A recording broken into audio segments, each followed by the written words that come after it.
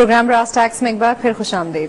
جی زید صاحب, ہم بات کر رہے تھے گولڈ اینڈ سلور بلین کی, ہم بات کر رہے تھے اشرفیوں کی, اس سے آگے پلیز بات. دیکھیے یہ بات اس لیے سمجھنا ضروری ہے کہ پورا کفر کا نظام جو اس وقت گلوبل اکنامک سسٹم جو زائنسٹ نے بنایا ہوا ہے, اس کی بنیاد اس بات پر ہے کہ دنیا دوبارہ گولڈ اور سلور سٹینڈرڈز پہ نہ چلی جائے, یعنی سونے اور چاندی کے سکے دوبارہ نہ آ جائیں. کفر, یقین کیجئے کہ چھوٹی سی بات لگتی ہے لیکن کفر کا پورا نظام قائم ہے اس بات کو مینٹین کرنے کے لیے کہ دوبارہ سے تاریخی طور پر انسان جو ہزاروں سال سے ہمیشہ سونے اور چاندی کے سکے استعمال کرتا رہا. دیکھیے ہوتا کیا تھا پہلے کہ یا بارٹر کرتے تھے لوگ, یعنی مال کے بدلے مال, گندم لے لیا اور اس کے بدلے کوئی سلور لے لیا, کوئی یا سلک لے لیا, یا کھانے پینے کی چیزیں ایکسچینج کر لی, یا سونے میڈیم آف ایکسچینج سونے اور چاندی کے سکے ہوتے تھے. دیکھیے کرنسی بنیاد ہوتی ہے کسی بھی اکنامک سسٹم کی. کرنسی کون سی ہے؟ اسی لیے اللہ تعالیٰ نے بھی اور انسانوں کی تاریخ میں بھی, مسلمان اکنامک سسٹم میں بھی, قرآن میں بھی, سنت میں بھی کرنسی پہ بہت زیادہ ایمفسس ہے. اللہ نے جب بھی قرآن میں ذکر کیا ہے تو درہم اور دینار کا ذکر کیا ہے. حضور صلی اللہ علیہ وسلم کی احادیث میں درہم اور دینار کا ذکر ہوا ہے, یعنی سونے اور چاندی کے سکے تھے. مسلم اکنامک سسٹم جو جسٹ بیلنسڈ اکنامک سسٹم ہے, سونے اور چاندی کے سکے پہ بنیاد کرتا رہا ہے. انسانی تاریخ سونے اور چاندی پہ, یعنی جیسے بات ہم نے عرض کی کہ چاہے رومن اسپارٹن امپائر اٹھا لیں یا منگولین امپائر اٹھا لیں, سونے اور چاندی کے سکے ہی چلا کرتے تھے. اس کے بہت سارے فائدے تھے. اس کی پہلی فائدہ یہ تھا, دیکھیے جو کرنسی ہوتی ہے اس کی ایک فنڈامنٹل کوالٹی یہ ہے کہ اس کی ویلیو اس کے اندر ہونی چاہیے. یعنی سونے کی اپنی ایک ویلیو ہے, سونے کی اپنی ایک انٹرنسک ویلیو ہے. اب یا گندم کی اپنی ایک انٹرنسک ویلیو ہے, گندم کو آپ کھا بھی سکتے ہیں, اس کو آپ ایکسچینج کر سکتے ہیں. اس سونے کے سکے کے, چاندی کے سکے کی اپنی ایک ورتھ ہے جو دنیا میں قابل قبول ہے. تو ہوتا یہ تھا کہ ایک انسان آزاد ہوا کرتے تھے جب وہ سونے اور چاندی کے سکوں میں ڈیل کرتے تھے, کیونکہ چین سے ایک آدمی چلا ہے, اس نے اپنے سونے کے سکے ساتھ رکھے, اب وہ یورپ میں بھی جا کے تجارت کرتا ہے تو وہ آزاد ہے. دنیا میں ہر جگہ اس کی کرنسی ایکسپٹ ہوتی تھی. یہ نہیں ہوتا تھا کہ چین کا ایک آدمی یا یورپ میں بیٹھا ہوا ایک بینکر جو ہے وہ چین کی پوری قوم کو غلام بنا لے. یہ پاسبل نہیں تھا اس اکنامک سسٹم میں. یہ پاسبل نہیں تھا کہ پاکستان کے اندر بیٹھا ہوا کوئی شخص تجارت کرے تو نیو یارک میں بیٹھا ہوا یہودی اس میں سے اپنا حصہ نکال لے. اس اکنامک سسٹم میں یہ پاسبل نہیں تھا, کیونکہ ٹرانزیکشن ریئل ویلتھ کی ہوتی تھی. انسان آزاد تھے. ایک انسان اپنی دولت لے کے رکھ لے, سونے کے سکوں کو زمین میں دبا دو, 100 سال کے بعد نکالو تو سونے کا سکہ ہے وہ. تو یہ ٹرانسفربل ویلتھ تھی, اس کو ڈیویلیو نہیں کیا جا سکتا تھا, اس کو ڈیپریشیٹ نہیں کیا جا سکتا تھا, اس کی ایک حیثیت تھی.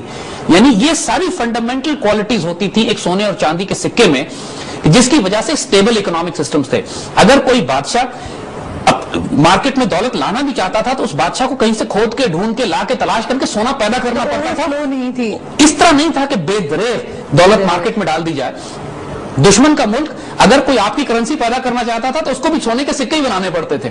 یہ نہیں ہوتا تھا کہ وہ کوئی ردی کاغذ چھاپ کے کہیں سے لے آئے اور آپ کے بینک نوٹس کاپی کر لیں. یعنی کہنے کا مقصد یہ ہے کہ دنیا کا سب سے سٹیبل اکنامک سسٹم, ایسا اکنامک سسٹم جس کے اندر انفلیشن نہ ہو, ایسا جس کے اندر انٹرنسک ویلیو کرنسی کی ہوتی کہ جب آپ نے کچھ کوئی کموڈٹی لی ہے, کوئی چیز کسی انسان سے لی ہے, تو اس کے بدلے جو آپ نے دیا ہے اس میں بھی ویلیو ہونی چاہیے. اسی لیے اللہ تعالیٰ نے قرآن میں تجارت کو حلال قرار دیا ہے, ربا کو حرام قرار دیا ہے, کیونکہ ربا اس زمانے سونے اور چاندی کے سکوں کے دور میں بھی ربا کا نظام یا سود کا نظام, ربا یا سود کا نظام چلا کرتا تھا. کس کو کہتے ہیں ربا؟ دیکھیے کہ مثال کے طور پہ ایک انسان کو آپ نے 100 روپے قرض دیا یا 100 اشرفی قرض دی, اور جواب میں آپ نے کہا کہ اوور پیریڈ آف ٹائم میں 120 یا 130 اشرفیاں تم سے واپس, جس کو ہماری اردو میں سود کہتے ہیں, انٹرسٹ اس کو, یا اس کو عربی میں اس کے لیے ٹرم ربا ہے. قرآن نے لفظ ربا استعمال کیا. ظاہر ہے سود فارسی کا لفظ ہے, ربا عربی کا ہے, ہمارے اردو میں سود استعمال ہوتا ہے, لیکن یہ انٹرمنگل ٹرم ہے, ایک ہی معنی ہے ان کا. تو ہم سود استعمال کریں گے یا ربا استعمال کریں, it means the same thing. اب یہ اس سونے اور چاندی کے اکنامک سسٹم پر ربا کا نظام اس وقت بھی قائم تھا. یعنی اس وقت بھی کوئی سود خور یہودی ایسے ہوا کرتے تھے. قرآن کے نے کثرت سے استعمال کیا. قرآن نے خاص طور پہ جو یہودیوں پر ڈیفائن کیا ہے اس میں ان کے اکنامک ٹرانزیکشنز کو کثرت سے استعمال کیا. قرآن نے بہت زیادہ ہمیں تعارف کروایا اس بات کا کہ سمجھنے کی کوشش کرو کہ یہودی اکنامک ٹرانزیکشنز کیسے کرتے ہیں. یعنی وہ یہ کہتے ہیں کہ تجارت بھی سود کی طرح کی ایک چیز ہے, تو اللہ نے تجارت کو حلال قرار دیا, سود کو حرام قرار دیا ہے, اور سود کھانے والوں کے خلاف اللہ اس کے رسول صلی اللہ علیہ وسلم نے اعلان جنگ کیا ہے. یعنی یہ سوچنے کی بات ہے کہ کیا وجہ ہے کہ ربا کے نظام کے خلاف اللہ اس کے رسول صلی اللہ علیہ وسلم کا اعلان جنگ ہے. اعلان جنگ یا تو اللہ تعالیٰ نے سورہ توبہ میں مشرکین کے خلاف کیا ہے, یا اعلان جنگ کھلم کھلا حرب من اللہ و رسول کے الفاظ استعمال ہوئے ہیں جو سود اور ربا کا کاروبار کرتے ہیں. یعنی ایک لمحے کے لیے سوچنے کی ضرورت ہے کہ ایسی کون سی خوفناک بات ہے. اور دوسری جگہ اللہ نے فرمایا کہ سود اور ربا کا کام کرنے والے ایسے ہیں جن کو شیطان نے چھو کے باولا کیا ہوا, یا تخبط الشیطان من المس, یعنی شیطان ان کو چھو کے دیوانہ کر دیتا ہے, پاگل کر دیتا ہے. یعنی دے آر میڈ پیپل. اتنے ایمفیسس سے بات کیے. سو اس لیے ہمیں ایمفسائز کر رہے ہیں اس بات پہ کہ یو نیڈ ٹو انڈرسٹینڈ کہ سود اور ربا کا جو نظام قائم ہوا ہے جس کی بنیاد پر آج یہ گلوبل اکنامک سسٹم جو کہ دجال کا نظام ہے، جو کہ زائنسٹ قائم کرنا چاہتے ہیں، جو پری ریکویسٹ ہے ان کی اس گلوبل گریٹر اسرائیل اسٹیٹ بنانے کے لیے، اور جس کے نتیجے میں اسرائیلی ریاست سے بیٹھ کے ان کا ارادہ یہ ہے کہ پوری دنیا پر قبضہ کر کے اکنامک انسلیومنٹ اور اس کے بعد فزیکل انسلیومنٹ اس قوم کو کریں گے. اس لیے یو نیڈ ٹو انڈرسٹینڈ کہ تاریخی طور پر سود اور ربا کا نظام اور کرنسی کا کانسیپٹ کیا تھا اور اس کو انہوں نے کس طرح مینوپولیٹ کیا پچھلے 150 سال میں کہ وہاں سے لے کر آج جو نظام آپ دیکھتے ہیں وہ یہاں تک کیسے پہنچا. ڈیفیکلٹ کانسیپٹس ہیں، ہم تیز نہیں جائیں گے، ہم اس میں آہستہ بات کریں گے، لیکن you need to understand this very concept جو بریف کرتے ہیں. کرنسی کو سمجھیے پہلے. Base concept is currency. Currency تاریخ انسانی میں ریئل ویلتھ ہوتی تھی. جب ٹرانزیکشن کرتے ہیں آپ کسی مال کسی چیز کا تو جو آپ چیز دیتے ہیں اس کی اپنی ویلیو ہونی چاہیے. کیش کا مطلب یہ ہے کہ آپ اس کو مال کے بدلے مال دیں یا اس کو سونے اور چاندی کے سکے دیں. یہ اکنامک سسٹم سٹیبل ہوتا ہے. اس کو سمجھیے گا، ہم اس کو بلڈ کر کے پھر آگے آئیں گے کہ کہاں سے وہ اکنامک سسٹم جو سونے اور چاندی کے سکے پہ تھا یہ وہاں سے نکل کر آج کیسے پہنچا. جب یہ بات ہو رہی ہے تو ذہن میں یہی سوال آتا ہے کہ where did this paper money concept then come from, its origin اور اس کی ماڈرن شیپ کیا ہے.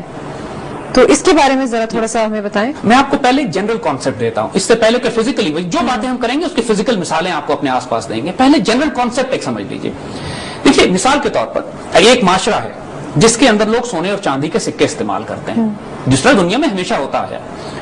اس معاشرے میں ایک شخص نے اپنی دکان کھولی جس کو نام رکھا اس نے بینک، اور اس نے آ کے لوگوں سے یہ کہا کہ تم سونے اور چاندی کے سکے لے کے پھرتے ہو، تمہیں دقت ہوتی ہے، لوگ لوٹ لیتے ہیں، تکلیفیں ہوتی ہیں، تم ایسا کرو کہ سونے اپنا لا کر میرے پاس جمع کرا دو اور میں تمہیں اتنے سونوں کی رسید ایشو کر دیتا ہوں. یعنی سیف ڈپازٹ. تم مجھے 100 اشرفیاں دو، میں تمہیں رسید دے دیتا ہوں 100 اشرفیوں کی. تم نے مجھے 50 اشرفیاں دو، میں تم کو رسید دے دیتا ہوں. تم آپس میں تجارت رسیدوں پہ کر لو. اور یہی ہونا شروع ہو گیا کہ جب لوگوں کو اطمینان ہو گیا کہ یہ بینک بنا ہوا ہے، اپنی اشرفیاں انہوں نے بینک پہ جمع کرا دی، رسیدیں لے لی. اب ایک کانسیپٹ میں آپ کو بتاؤں. 100 اشرفیاں اگر بینک پہ رکھی ہیں، 100 رسیدیں مارکیٹ میں چل رہی ہیں تو بالکل ٹھیک ہے. جس آدمی کو ضرورت ہے وہ بینک کے پاس اپنی رسید لے کر آتا تھا، اپنی اشرفیاں لیتا تھا اور چلا جاتا تھا. آسانی ہے، یہاں تک تو بڑی آسانی ہے. پھر یہ ہوا کہ جس شخص نے بینک بنایا تھا اس نے یہ دیکھا کہ یہ لوگ جو ہیں یہ آپس میں اتنے خوش ہیں رسیدوں سے کام کرنے میں کہ کوئی آتا نہیں ہے سونا لینے کے لیے میرے پاس. تو چونکہ اس کے پاس اختیار تھا رسید ایشو کرنے کا تو سونا اس کے پاس 100 روپے کا تھا، رسیدیں اس نے 1000 روپے کی ایشو کرنا شروع کر دی. اب یہ جو 900 روپے کی فالتو رسیدیں اس نے ایشو کی ہیں یہ جعلی رسیدیں ہیں. اگر اس کو ذہن میں رکھیے گا ذرا، یہاں پہ بینکنگ سسٹم شروع ہو رہا ہے. Try to understand this. اگر 100 روپے کا سونا اس کے بدلے 100 روپے کی رسید ہے تو وہ رسید تو ٹھیک ہے کیونکہ اس کے پیچھے سونا موجود ہے. جب اس نے یہ دیکھا کہ کوئی آدمی سونا لینے نہیں آ رہا ہے اور رسید جاری کرنے کا اختیار بھی اس کے پاس ہے، تو اس شخص نے جعلی طریقے پہ فراڈ کر کے 900 روپے کی فالتو رسیدیں جاری کر کے مارکیٹ میں چھوڑ دی. لوگوں کو تو نہیں پتا کہ اس کے پیچھے سونا موجود ہے یا نہیں ہے، لوگ ان رسیدوں کو استعمال کرنے لگے. تیسرا سٹیپ اس نے کیا کیا، اس نے یہ دیکھا کہ چونکہ رسیدیں ہی مارکیٹ میں چل رہی ہیں، اس نے یہ سونا لیا اور غائب کر دیا. اب جو رسیدیں ہیں 1000 روپے کی جو رسید مارکیٹ میں چل رہی ہے وہ تمام جعلی رسیدیں ہیں کیونکہ ان کے پیچھے جو سونا ہے وہ غائب ہو چکا ہے. سر صاحب بہت انٹرسٹنگ کانسیپٹ بیان کریں آپ، لیکن وقت ہو ایک بریک کا. ہم ابھی حاضر ہوتے ہیں بریک کے بعد.